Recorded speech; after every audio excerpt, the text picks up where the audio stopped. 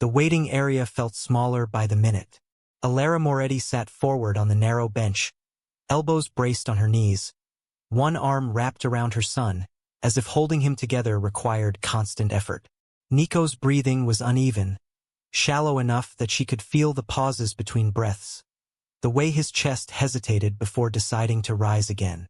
She stopped watching the clock above the nurse's station because it hadn't moved in a way that mattered. Instead, she counted breaths, silently, desperately, as though numbers might keep him anchored. The room buzzed with low, ordinary noise, shoes sliding across tile, a phone vibrating somewhere, a television murmuring news no one seemed to be listening to. The normalcy of it all made her skin itch. Hospitals were supposed to be places where urgency lived openly, not somewhere sickness waited politely in line. Nico shifted against her, his fingers tightening around the fabric of her jacket.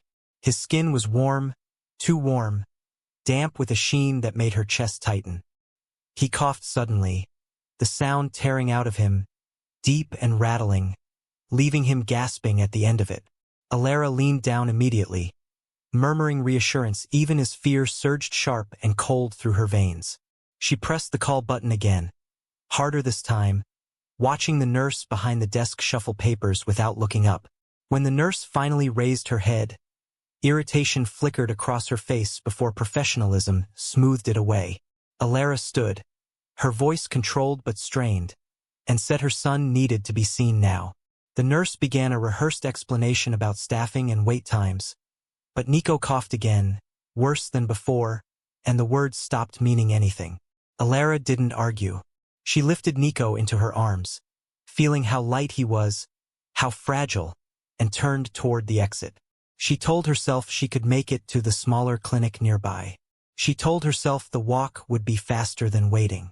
She told herself he would hold on. The hallway outside the waiting area was crowded, busy in the way hospitals always were, full of movement that felt careless when time mattered this much. She pushed forward, murmuring apologies she didn't wait to hear accepted, her heart hammering so hard it drowned out everything else. Nico's arm slipped from around her neck and his head lolled against her shoulder. He whispered her name, his voice thin and strained, and she answered immediately, promising she had him, promising she wasn't going to stop. She didn't see them until she hit him. The collision was abrupt, jarring enough to knock the breath from her chest. Nico cried out, sharp and frightened, his body jolting in her arms. Alera apologized automatically, already shifting her grip, already turning to keep moving. But the man she'd run into didn't step aside. He said careful out of reflex, then fell silent. The pause was heavy enough that Alera felt it before she understood it. She looked up. His eyes weren't on her face. They were fixed on Nico. Calm eyes, assessing, still in a way that didn't belong in crowded hallways. Alera felt the familiar warning crawl up her spine, the instinct she'd learned not to ignore. She turned fully, angling her body to shield her son, her posture protective without conscious thought. Beside the man stood a young woman, her hand flying instinctively to her stomach, fingers splayed protectively over the gentle curve beneath her coat. Her face was pale, startled, but soft in that way that spoke of anticipation rather than fear. Alera said she needed to get past. The man asked if the child was all right, his voice even, controlled, almost gentle. Alera answered honestly that he wasn't and that they were in a hurry. He asked how old the boy was. The question snagged on something inside her, slowed her just long enough to matter.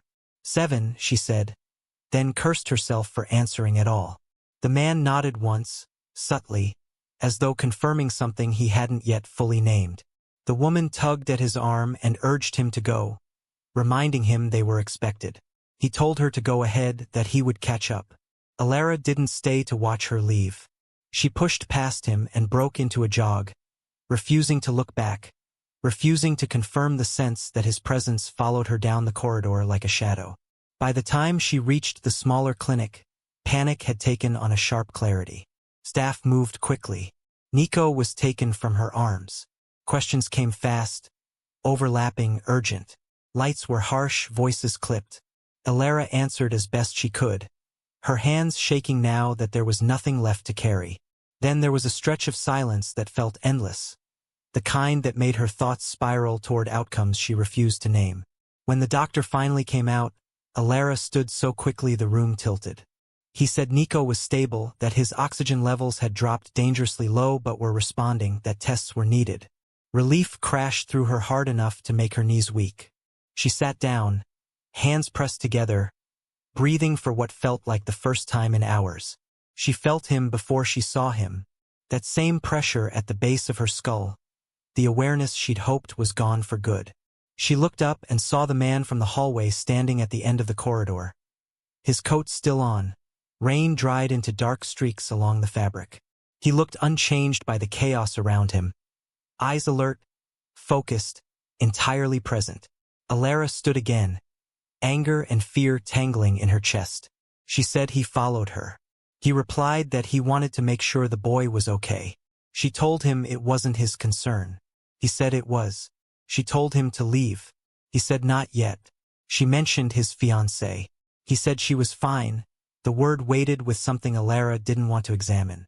They faced each other in the narrow hall, the past humming between them with a familiarity that made her teeth ache. He said she disappeared. She said she escaped. He studied her the way he always had when situations turned precarious, noting the tension in her jaw, the way she held herself like someone braced for impact. He said he'd found her carrying a child who looked like. She cut him off sharply, refusing to let the sentence finish. A nurse passed by, glancing curiously before moving on. He lowered his voice and asked how long. Alera hated the way he still read her silences, hated that hesitation still betrayed her. She said all his life. He closed his eyes briefly, then opened them with something recalibrated behind the calm. He wasn't angry yet. He was thinking. Piece by piece, the truth assembled itself in his mind. The timing of her disappearance, the carefully changed addresses, the boy's age, the familiar posture and eyes. He had a son. She had hidden him. Alera saw the realization settle and felt something cold and steady form in her chest. The doctor called her name and Alera moved instantly. He followed. Inside the room, Nico lay pale against white sheets, oxygen resting beneath his nose, monitors tracing fragile rhythms beside him. His eyes fluttered open when Alera took his hand and whispered her name. She told him she was there, smoothing his hair, fighting to keep her voice steady. The man stood back, watching in silence, absorbing the way mother and child found calm in each other. The doctor explained test results and next steps. The man listened without interrupting, his attention fixed, deliberate. When the doctor left, Alera turned and said this changed nothing. He said it changed everything. She told him he lived in a world that destroyed people and she would not let it touch her son. He asked if she thought he would hurt his own child. She said she thought he didn't get to choose who got hurt. He didn't argue. He looked at Nico, at the fragile rise and fall of his chest, and said he wouldn't take the boy from her, but he wouldn't pretend he didn't exist. Alera felt the walls closing in, the future narrowing. She said this wasn't a negotiation. He said it was now. Machines beeped steadily, indifferent to the quiet war forming in the room. If you're still here watching, subscribe now because from this moment on, every choice carries a cost. And tell us in the comments where you're watching from. Some stories travel farther than we expect. Alera said nothing. She held her son's hand, watching his chest rise and fall, and wondered how long she had before the past demanded something else from her. Alera did not sleep that night.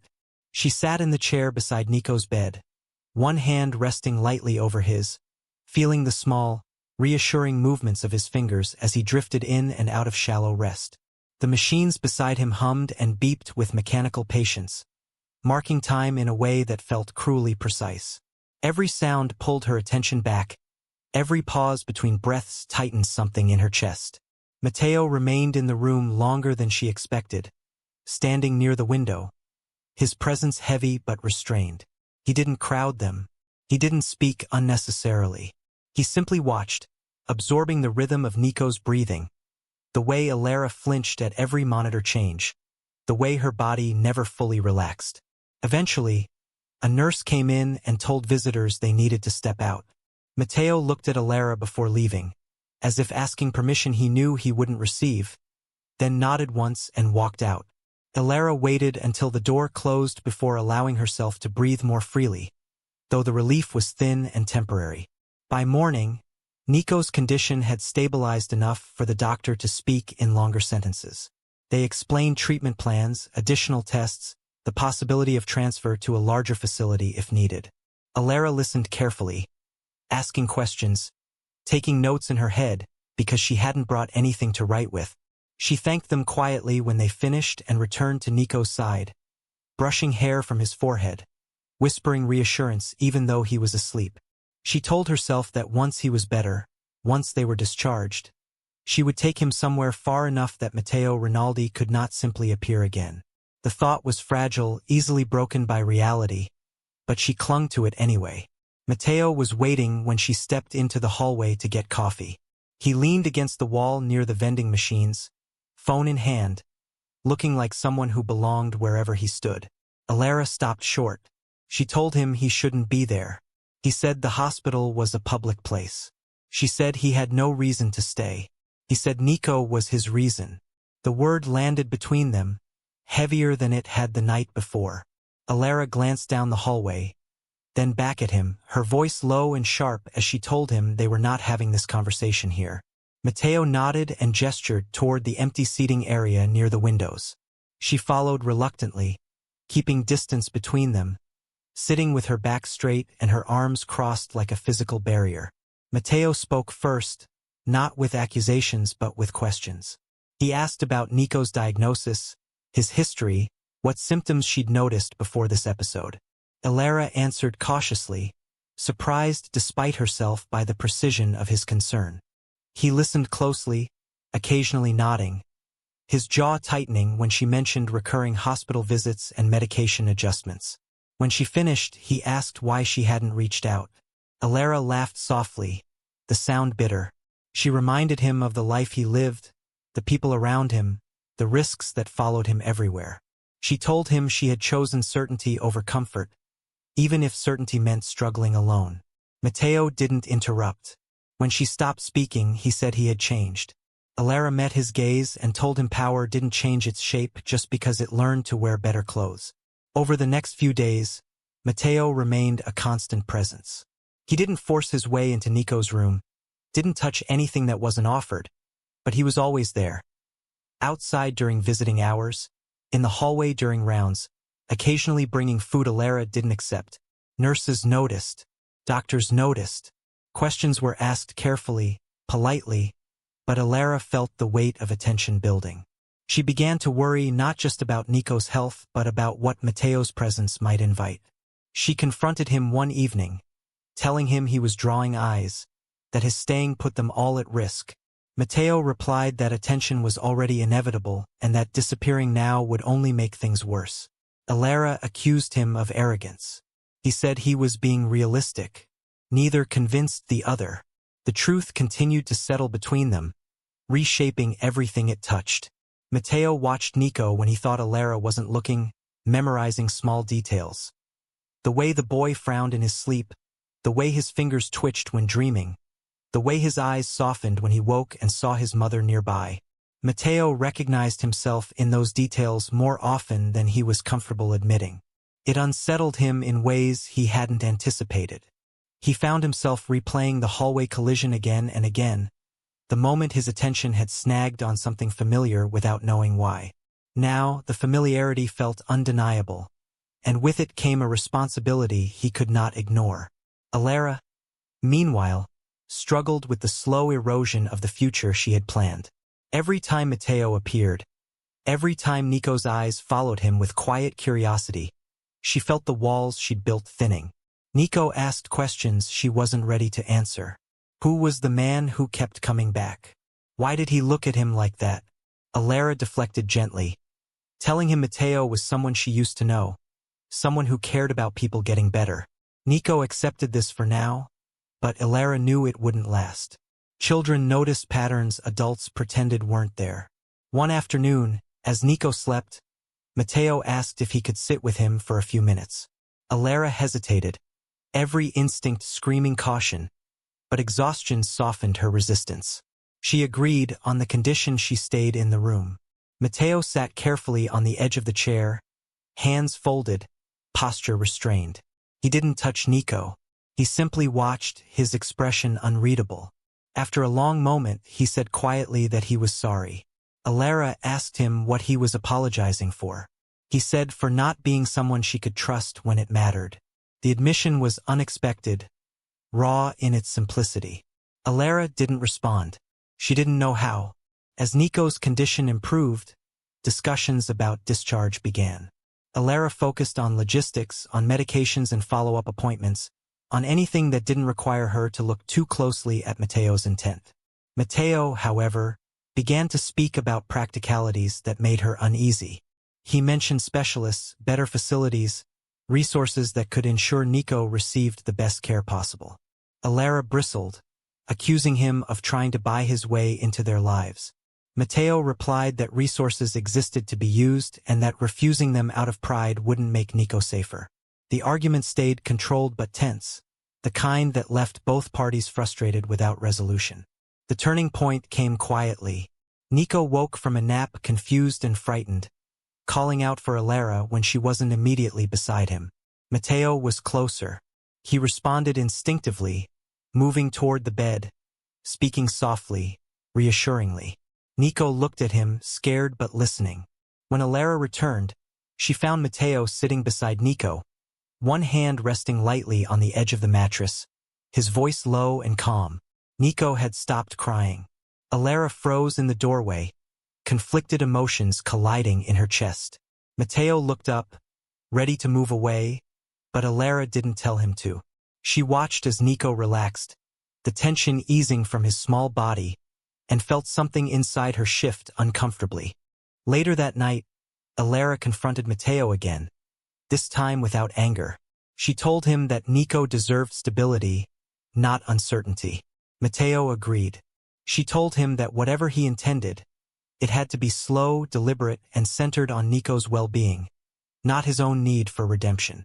Mateo accepted this without argument. He said he would follow her lead, for now. The qualifier didn't go unnoticed, but Alera let it pass. The days that followed were marked by uneasy cooperation. Mateo respected boundaries, stayed when invited, left when asked. Alera allowed him limited access, watching closely for signs of overreach. Nico, sensing the shift, grew more comfortable, asking Mateo simple questions, responding to his presence with cautious curiosity. Each interaction added weight to the truth that had already changed everything. Alera felt torn between gratitude and fear, between the relief of support and the dread of consequences she couldn't yet see. On the morning Nico was cleared for discharge, Mateo arrived early. He stood quietly as Alera packed their belongings, his gaze lingering on the small details of their routine. When the nurse finished paperwork and left them alone, Mateo spoke carefully. He said he wanted to be involved, not as an intrusion but as a presence Nico could rely on if needed. Alera listened, exhausted but attentive. She told him involvement came with accountability, transparency, and limits he wasn't used to. Mateo said he understood. Alera wasn't convinced, but she saw sincerity beneath his control. As they prepared to leave, Alera felt the weight of the next chapter pressing in. The hospital doors no longer represented escape but transition. Mateo walked with them to the exit, keeping his distance, letting Alera set the pace. Outside, the city moved as it always had, indifferent to the shift that had taken place within its walls. Alera tightened her grip on Nico's hand, acutely aware that the life she had built in isolation was ending, replaced by something uncertain and irrevocable. If you're still watching, like this video if you believe some truths change lives whether we're ready or not. And if this story has you thinking, follow the channel. What comes next forces choices no one walks away from unchanged. Alera stepped into the sunlight with Nico beside her, Mateo a few steps behind, and wondered not if the past would catch up to them, but how much it would demand when it did. Before we continue, take a moment to subscribe to the channel. Stories like this don't rush their consequences, and what unfolds next depends on details you'll want to catch. If this story is pulling you in, like the video and follow so you don't miss what comes after. Alera tried to convince herself that leaving the hospital would bring relief. She was wrong. The moment the doors closed behind them, the world felt louder, less forgiving. The city resumed its pace as if nothing had happened. Cars sliding through intersections, people brushing past with places to be, futures intact. Nico walked carefully beside her, one hand in hers, the other clutching a small bag of medication the nurse had insisted he carry himself. Matteo followed a few steps back, close enough to feel present, far enough to avoid confrontation. The arrangement felt temporary, fragile, like something that would crack if examined too closely. The drive home passed in silence.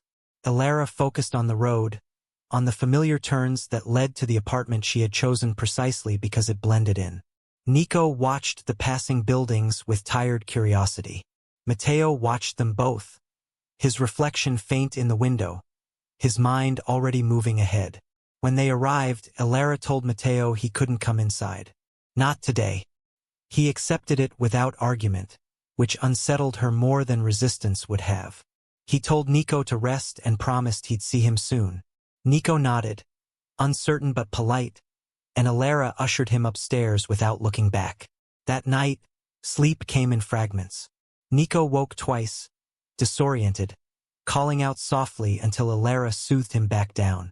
Each time, she lay awake afterward, listening to the building settle, the distant sounds of traffic filtering through the window. Her phone buzzed once. A message from an unknown number. Matteo.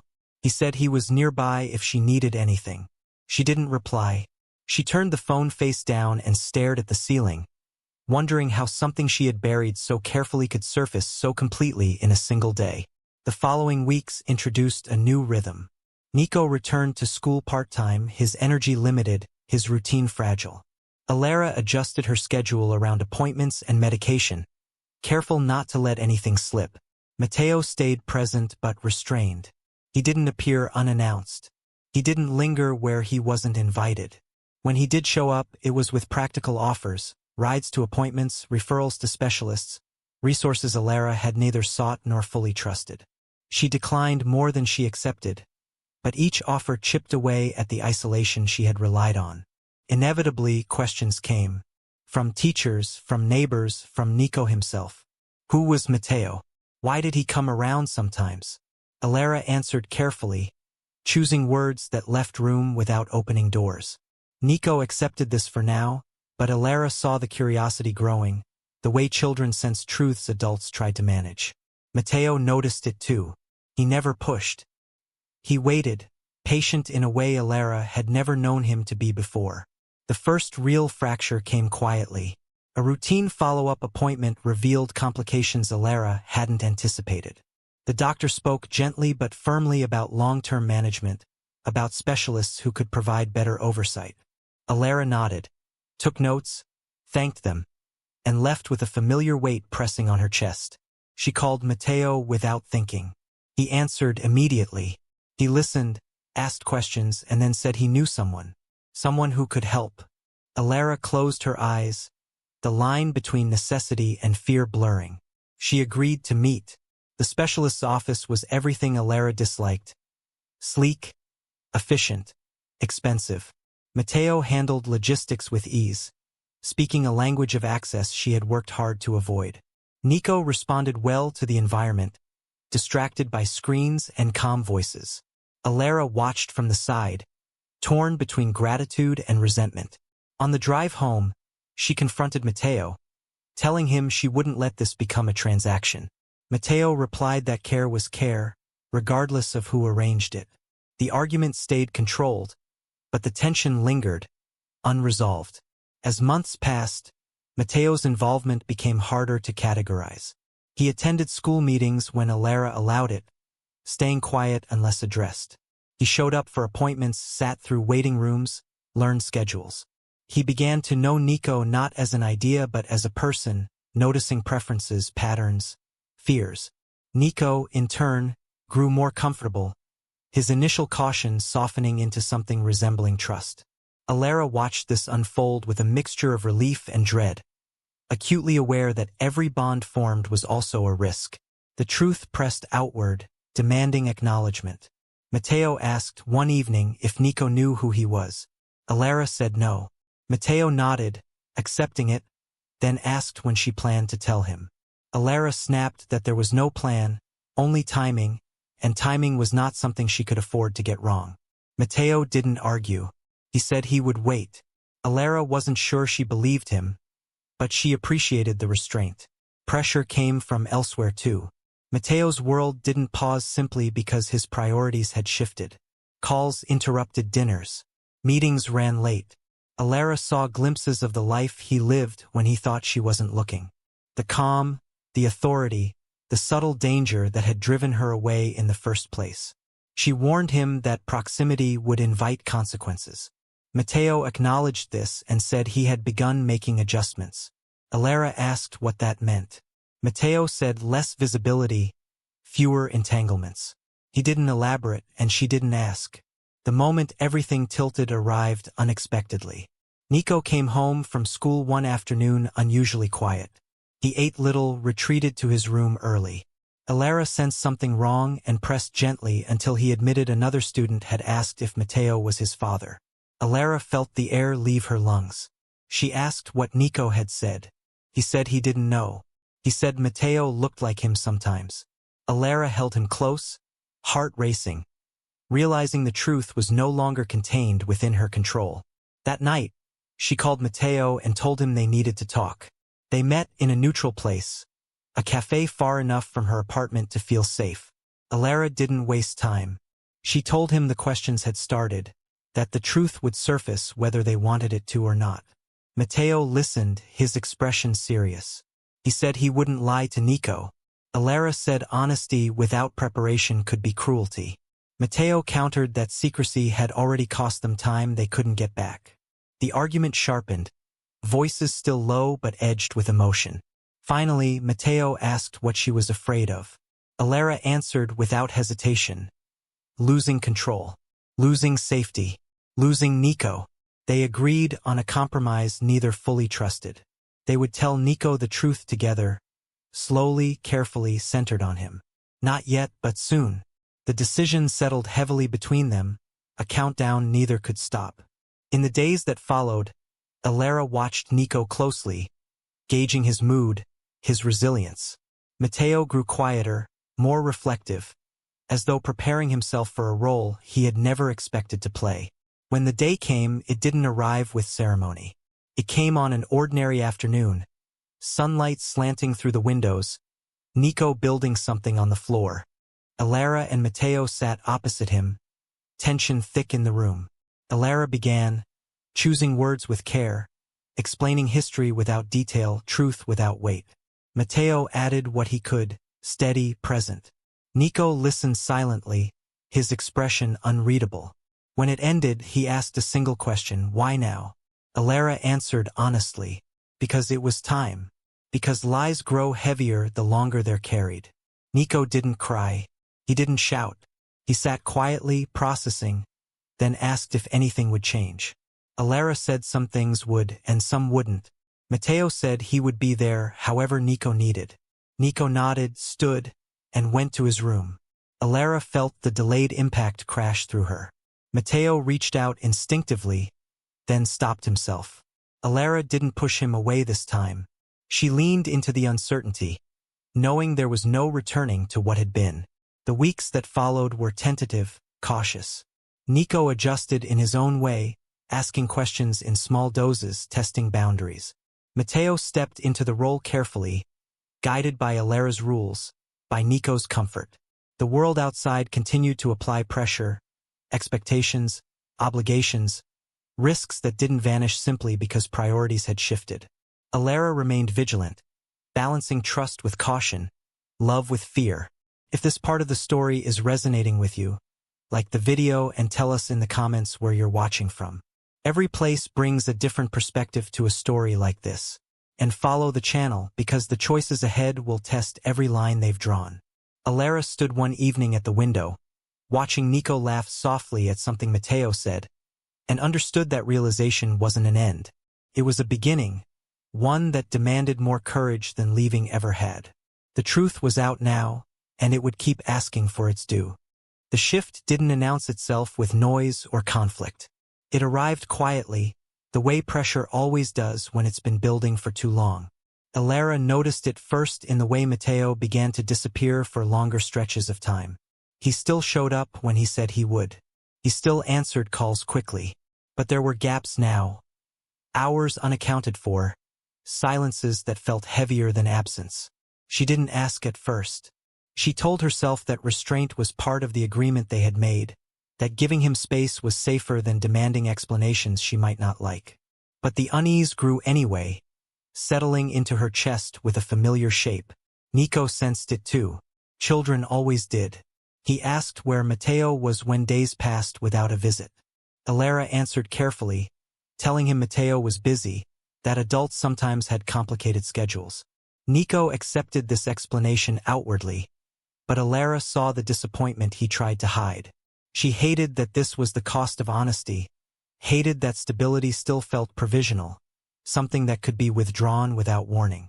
The first sign that the outside world was pressing in came from a source Alera hadn't anticipated. A neighbor mentioned seeing unfamiliar cars parked near the building late at night. Another asked casually if Alera had family visiting.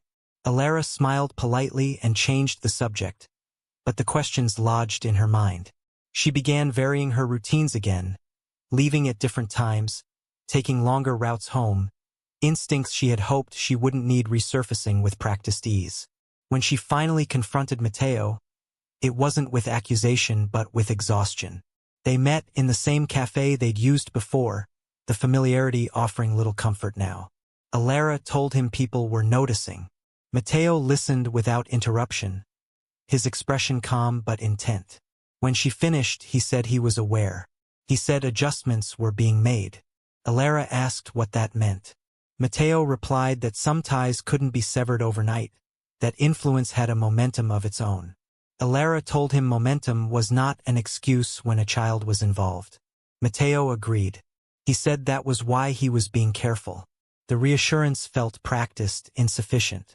The tension sharpened days later when Matteo missed a school meeting he had promised to attend. Alera waited longer than she should have, watching the empty chair beside her, feeling irritation curdle into anger. When she confronted him afterward, Matteo apologized without defensiveness. He said something urgent had come up. Alera asked if urgent was another word for dangerous. Matteo didn't answer immediately. That pause told her everything she needed to know. Their argument that night stayed low and controlled, but it cut deeper than the ones before. Alera told him she would not gamble Nico's safety on reassurances. Matteo countered that cutting him out wouldn't erase the risks already present. Alera said at least she would know where the danger came from. Matteo said danger rarely announced itself so clearly. The words hung between them, uncomfortably true. When Matteo left, Alera locked the door behind him and leaned against it, fighting the urge to pack a bag and disappear again. Nico's health held steady, but the strain showed in other ways. He became quieter, more watchful, absorbing tension he couldn't name. Alera tried to shield him, maintaining routines, insisting on normalcy, but the cracks showed. One evening, Nico asked if Matteo was in trouble. Alera asked why he thought that. Nico shrugged and said adults acted different when they were worried. Alera pulled him close and told him Matteo was handling things, hoping the words would become true through repetition. Matteo's world began to bleed through in subtle ways. Calls came late at night. Meetings were rescheduled abruptly. Alera caught glimpses of men she didn't recognize waiting near Matteo's car, their presence understated but deliberate. Matteo assured her these were precautions, not threats. Alera reminded him that precautions looked a lot like danger to people who didn't choose that life. Matteo accepted the criticism without protest, which worried her more than argument would have. The breaking point arrived on an afternoon that should have been ordinary. Alera was walking Nico home from school when she noticed the car trailing them, distant but consistent. She changed direction once, then again. The car followed. Her heart began to pound, instincts snapping into focus. She took Nico's hand and told him they were taking a different route. She kept her voice calm, her pace steady, while her mind raced. At the corner, the car slowed, windows tinted, engine idling. Alera didn't wait to see what would happen next. She ducked into a crowded shop, pulling Nico with her, blending into the noise and movement. The car moved on eventually. The message lingered.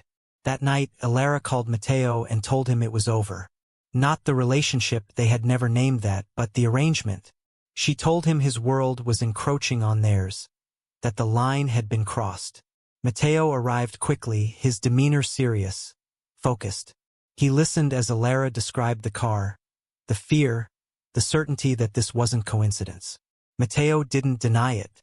He said some people were curious, that curiosity could be dangerous if left unchecked. Alera demanded to know if Nico was at risk. Matteo said no, then corrected himself. He said not if handled properly. Alera told him properly was not a word she trusted. Their argument escalated. Voices still low but emotions no longer contained. Alera accused Matteo of underestimating the cost of proximity.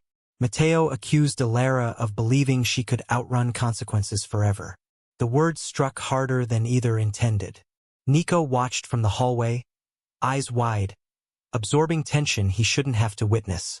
The sight of him snapped Alera back into control. She ended the conversation abruptly, telling Matteo to leave and not come back until he could guarantee their safety. Matteo looked at Nico, then at Alera, and nodded once. He left without another word. The days that followed were marked by absence. Matteo vanished completely, no calls, no messages, no presence near the apartment or school. Alera oscillated between relief and dread. Part of her wanted to believe he was gone for good. Another part knew silence could be its own kind of preparation. She doubled down on caution, keeping Nico close, limiting exposure, watching everything. Nico noticed Matteo's absence and asked about it. Alera said he was taking care of things. Nico asked if he was coming back. Alera said she didn't know. When Matteo finally reappeared, it wasn't on Alera's terms.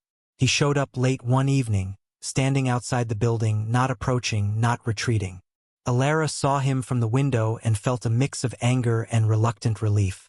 She went down alone, leaving Nico asleep upstairs. Matteo looked tired.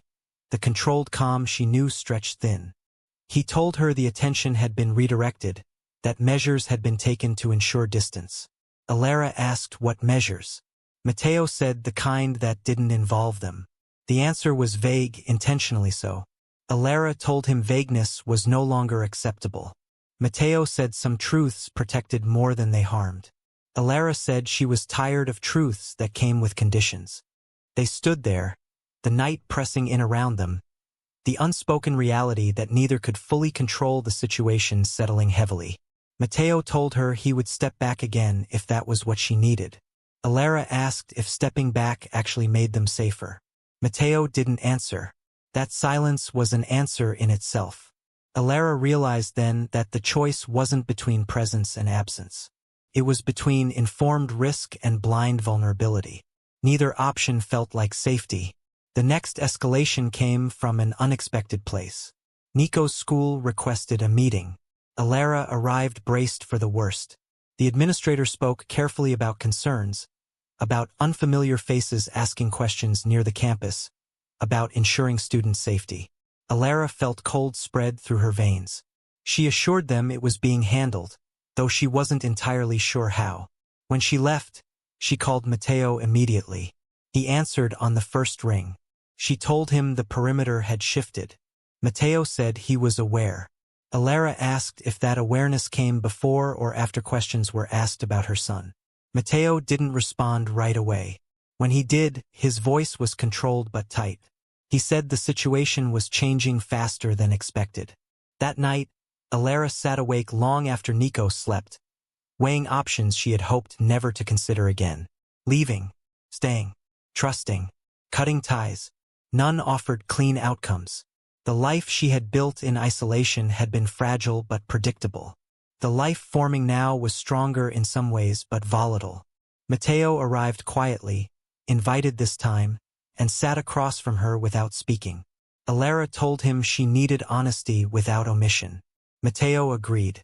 He explained the pressures, the interests, the necessity of disentangling carefully rather than abruptly. Alera listened, understanding more than she wanted to. When he finished, she asked him if he could walk away completely. Mateo answered honestly, "Not yet." Alera closed her eyes, absorbing the weight of that truth. They reached a decision born of necessity rather than comfort. Distance but coordinated. Visibility reduced, routines altered, protection layered quietly rather than displayed. Alera hated that this was the solution, hated that safety now required strategy. Mateo accepted her conditions without negotiation. Nico would come first. Always. Mateo agreed, his voice steady. Alera believed him, even as she feared what belief might cost. If you've stayed with this story, like the video and let us know in the comments where you're watching from. Every place brings a different understanding of what safety really means. And follow the channel because the next chapter forces a choice that cannot be undone. Alera lay awake that night beside Nico, listening to the steady rhythm of his breathing, and understood that survival was no longer about escape. It was about navigation, and the path ahead was narrowing. Before we continue, subscribe to the channel and turn on notifications. This final stretch doesn't resolve quietly, and you'll want to be here for what follows. If this story has stayed with you so far, like the video, it tells us you're ready for the ending that refuses to sit still. Alera learned that the hardest part of living with risk was not fear but vigilance. The constant recalibration. The way every decision now carried a second meaning. Weeks passed without incident, which only sharpened her attention. Calm had become suspicious. Mateo kept his distance, coordinated but unobtrusive, communicating through brief messages that said little and meant much. Nico settled into a tentative normal, laughter returning in small bursts, energy paced carefully around his limits. Alera watched him with a mixture of relief and restraint, knowing how quickly stability could become illusion. The first crack came with a phone call she almost ignored. A number she didn't recognize, the timing inconvenient, the instinct to protect her quiet evening strong. She answered anyway. The voice on the other end was polite, official, measured. It introduced itself as a representative of a private foundation offering pediatric support.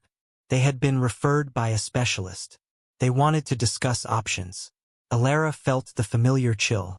She asked who had referred them. The voice paused, then said Matteo Rinaldi. Alera ended the call without comment and stared at the wall until the room felt too small. She called Matteo immediately. He answered on the first ring, his voice calm, expectant. Alera told him what had happened and asked why people were calling her about her son. Matteo said he had put safeguards in place, pathways that would provide care without exposure. Alera asked who else knew. Matteo said fewer than before. Alera said fewer was not none. Matteo agreed. He said this was the cost of moving forward instead of hiding. Alera told him she had not agreed to moving forward on his terms. Matteo said she had agreed to keeping Nico safe. The distinction burned. They met that night, not in public, not at her apartment. A neutral space chosen for privacy rather than comfort. Alera arrived prepared, arguments lined up, resolve steady. Matteo arrived alone, without the subtle entourage she'd come to expect. He listened as she laid out her conditions again, sharper now, more final. No more intermediaries. No more support that created trails. No decisions about Nico without her consent. Matteo accepted each condition without protest. When she finished, he said there was something she needed to know. He told her the interest hadn't come from where she thought. That curiosity was no longer abstract. That a question had been asked in the wrong place by the wrong person, and that questions once asked had a way of multiplying. Alera asked if Nico was in danger. Matteo said not immediately. Alera demanded certainty. Matteo said certainty was not a resource he could offer. The admission landed harder than any argument. The days that followed felt compressed, time folding in on itself. Alera moved through routines with heightened focus, aware of eyes she couldn't see. Nico sensed the tension again, asked if something was wrong. Alera told him adults were solving adult problems and that he was safe. She believed it even as doubt pressed in. Matteo increased his distance, then closed it abruptly, appearing one afternoon with urgency written into the lines of his face. He said plans needed to change. Alera asked whose plans.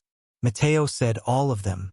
The proposal was careful, deliberate, framed as temporary. A relocation, brief and quiet. A place already secured, far from familiar routes. Alera felt old instincts flare. Run. Hide. Disappear. She asked how long. Matteo said long enough. She asked who would know. Matteo said no one who mattered. Alera asked what this would cost. Matteo didn't answer immediately. When he did, he said it would cost comfort. Alera laughed once, hollow. Comfort had left her life a long time ago. Nico overheard enough to ask questions. Alera explained that they might take a trip, a short one, somewhere calmer. Nico asked if Matteo was coming. Alera hesitated, then said yes, but not in the same way. Nico accepted this with the resilience that both comforted and terrified her. Children adapted faster than adults, she thought, and paid for it later. The night before they were meant to leave, Alera couldn't sleep. She sat at the table, documents spread before her, weighing the life she had built against the one now demanding entry. Matteo arrived quietly and sat across from her. They spoke in low voices, revisiting details, contingencies, rules. Matteo promised distance, promised visibility only where necessary. Alera asked him what would happen if this failed. Matteo said they would adapt again. Alera asked if adaptation ever ended. Matteo didn't answer. Morning arrived without ceremony. Bags were packed lightly. Nico moved through the apartment, touching familiar things as if memorizing them. Alera locked the door behind them and felt something close inside her chest. Matteo waited downstairs, car already running. They drove without conversation, the city receding, replaced by quieter roads. Alera watched the mirrors, half expecting pursuit, half expecting nothing at all. They arrived at the house just after noon. It was modest, set back from the road, surrounded by trees that muted sound and sight. Alera took it in with a critical eye, noting exits, lines of sight, the way safety here was built on isolation. Nico explored cautiously, then relaxed, curiosity winning out. Matteo stayed outside longer than necessary, scanning, listening. Alera followed him and asked if this was enough. Matteo said it was a start. The first days passed uneventfully. Too uneventfully. Alera settled into routines, careful, controlled. Nico slept better, laughed more. Matteo kept his word, limiting his presence, staying on the periphery. Alera almost allowed herself to believe the worst had passed. That belief lasted until the knock came at the door. It was early evening. The light was fading. Alera froze, every nerve firing. Matteo moved first, positioning himself between Alera and the door without touching either. He asked who it was. The voice that answered was polite, unfamiliar. They said they were looking for Matteo Rinaldi. Alera felt the floor tilt. Matteo told them he wasn't available. The voice said they would wait. Matteo said there was nothing to wait for. Silence stretched. Then footsteps retreated. Car engine started. Drove away. Alera exhaled shakily and demanded to know who that was. Matteo said someone testing boundaries. Alera asked if the test was over. Matteo said tests rarely ended on the first attempt. Alera told him she was done adapting. Matteo said survival wasn't a negotiation. The words echoed, heavy with truth and threat.